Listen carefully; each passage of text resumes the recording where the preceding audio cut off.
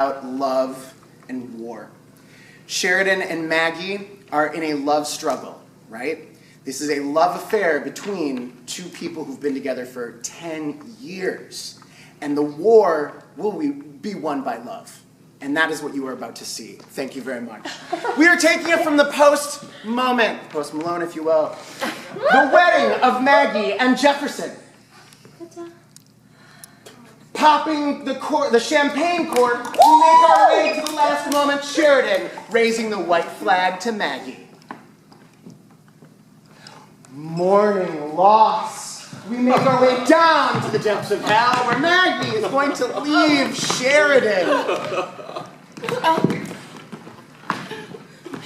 Yes. The troops go to war. As both Maggie and Sheridan's lives come out. Oh, those tangled webs that they weave as Maggie sets a counter trap. The seductive dance leads us to Sheridan, who sets the original trap for Maggie.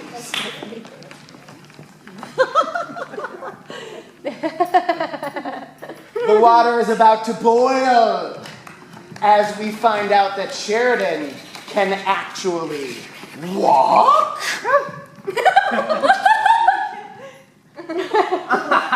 They are walking on eggshells because Maggie has given him her resignation.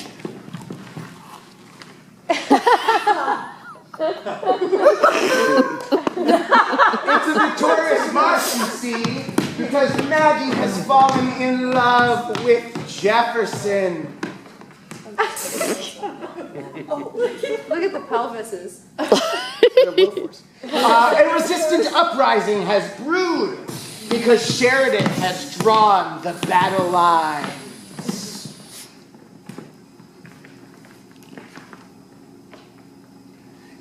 It's the fog of war. Why? Because Sheridan Whiteside has slipped. And let loose the dogs, ladies and gentlemen. The man who came to dinner. Yes!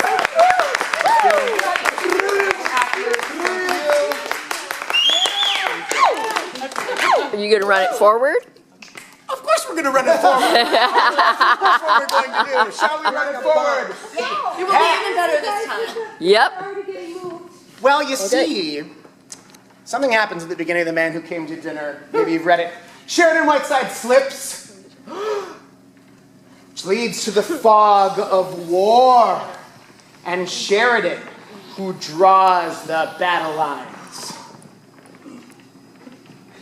This leads to a resistant uprising, because you see, Maggie has fallen in love with Jefferson.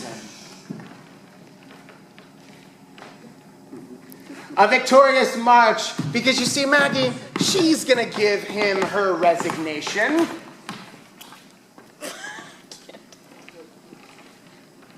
So we're walking on eggshells, you see.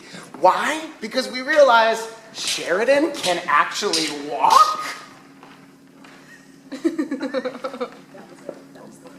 The water begins to boil, and Sheridan decides to set a trap for Maggie.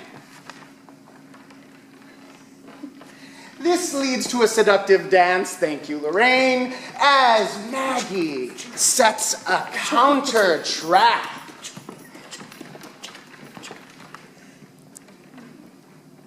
The tangled webs begin to come around us as Maggie and Sheridan's lines both come out.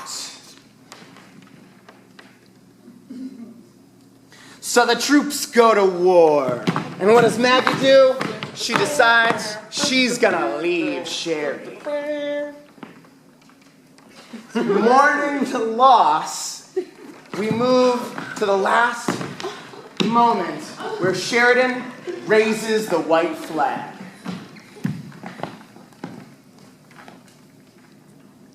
With popping champagne corks, we lead to a joyous wedding between Jefferson and Maggie. Yay! Thank you, lovely actors. This story is about the chill of pride and how the warmth of love can thaw any icy heart. Yeah. We begin at the end with Maggie and Bert's wedding. All is perfect, all is bliss. And they got there by emerging.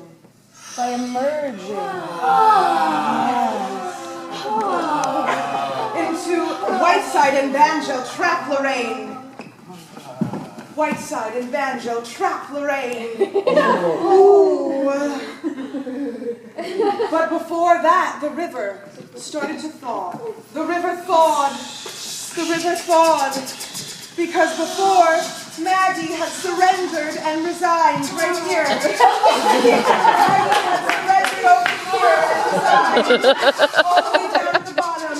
Maggie had surrendered and resigned. Que triste, so sad. Before that, the frozen wasteland consumed. The hungry frozen wasteland consumed because Whiteside boils Maggie's plot. Whiteside foils Maggie's plot. Oh. Before that, the wind spit shrapnel. The wind spit shrapnel. Beverly agreed to aid Maggie. Beverly agreed to aid victorious Maggie. Yes, Beverly, her buddy, agreed to aid Maggie. Well, thank goodness he did, because before that she was desperately reaching. They were desperately reaching.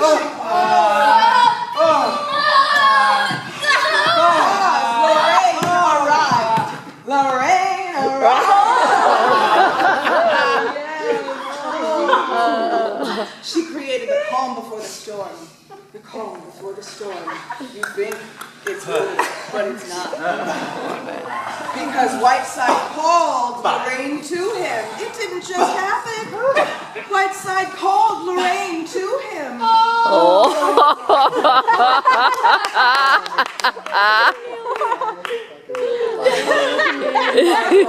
The poison was flooded. The poison was flooded. What poison? Over. Because Maggie declared her love for Jefferson to Whiteside. Maggie declared her love for Jefferson to Whiteside. He didn't take it well. Because before that, he had been peacefully ignorant. Peacefully ignorant. Why? Because before that, Jefferson had successfully wooed Whiteside. Jefferson, buddy! What got them there was the fuzzy sun's warmth. The fuzzy sun's warmth. The fuzzy sun's warmth. Which was a nice surprise because Whiteside sues the Stanleys. Whiteside decides to sue the Stanleys. No! Right before that, the hard tundra was engulfing. The hard tundra was engulfing. Oh, coming for you, that tundra. Why? Because Whiteside slipped on the ice. Crash!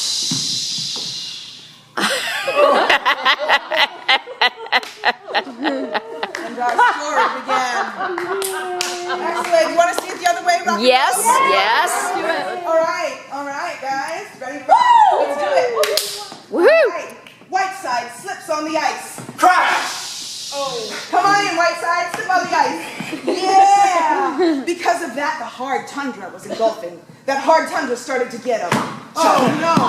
And he decided to sue the Stanleys. Whiteside sues the Stanleys. Oh, but all's not lost, because the fuzzy sun's warmth, takes over and carries them as Jefferson successfully woos Whiteside. Jefferson successfully woos Whiteside. Yeah.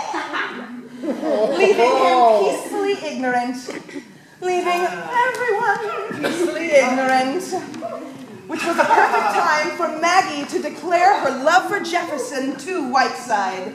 Yeah! But the poison started flooding. The poison started flooding. Oh, it consumed until Whiteside calls Lorraine to him. Whiteside calls Lorraine to him.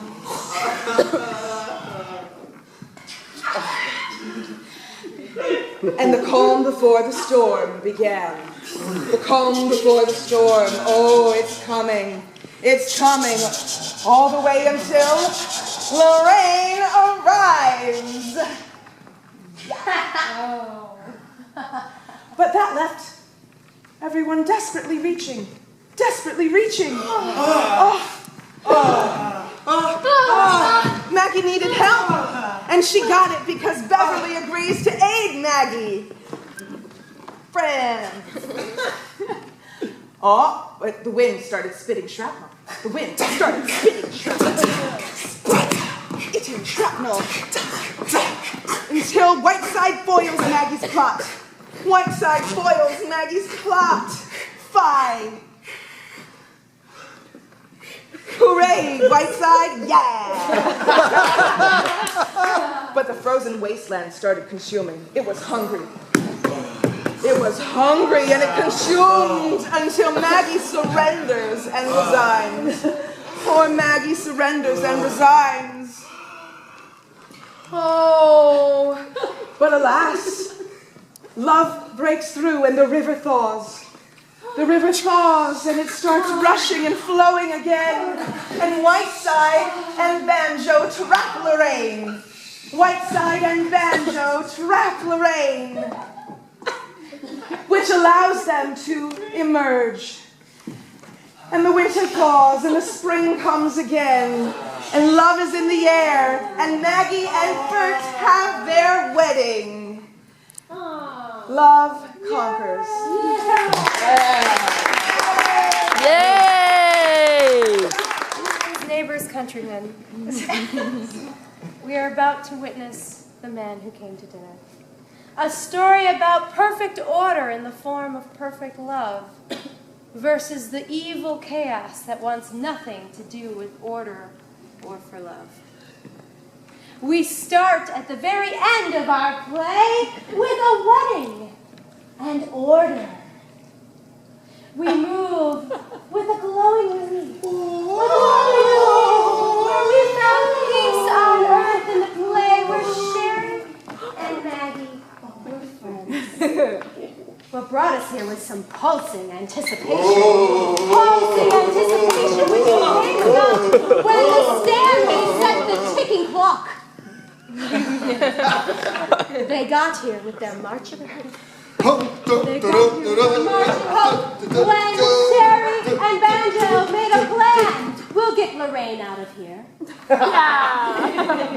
And there was a worrisome fog, a very worrisome fog that brought them there. And that worrisome fog came about by a big mess. A big mess. That mess was caused by a very unhinged circus. Which happened after we heard about revenge. Oh. Before this, there is the solemn construction of such revenge that came to play when Maggie asked Beverly to help. Could you help me, Beverly? Levitating mischief happened, which is why she had to ask herself when Sherry had his plan and became a singing scamp. He was a singing scamp.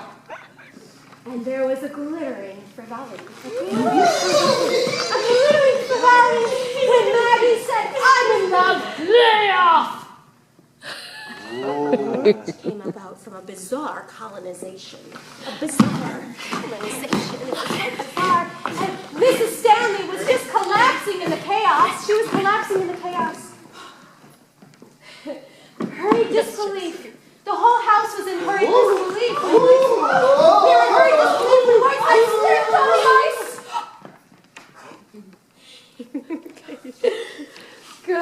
now we're going to start from the beginning. Whiteside slipped on the ice, and everybody was in hurried disbelief. And then there's collapsing in the chaos of the home. And the chaos came from the bizarre colonization.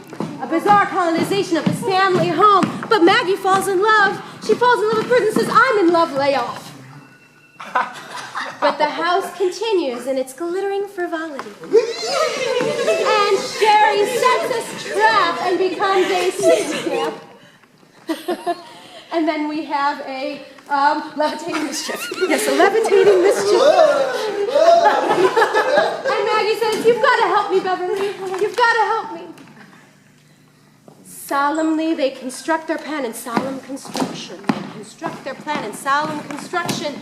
And then Lorraine, it happens, and then Lorraine vows revenge. How dare you?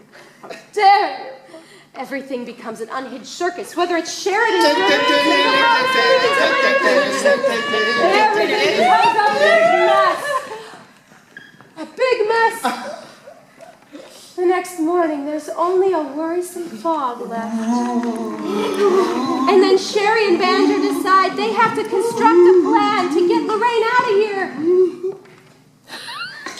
And with marching hope, they continue, and their plans into action when the Stanleys set a ticking clock. The Stanleys, Mr. and Mr. Stanley. Yes. With that, there's pulsing anticipation. Pulsing anticipation. Until Lorraine's put in the tomb, and finally Maggie gets burned, and there's peace on earth. There we go. That's very peaceful. And then from there, we have such a glowing relief. It's a glowing relief. A glowing relief, and after the play, we sure have a nice wedding and order. And Mrs. Stanley is also praying to God, thanking that she has order in her home. Thank you, Kristen.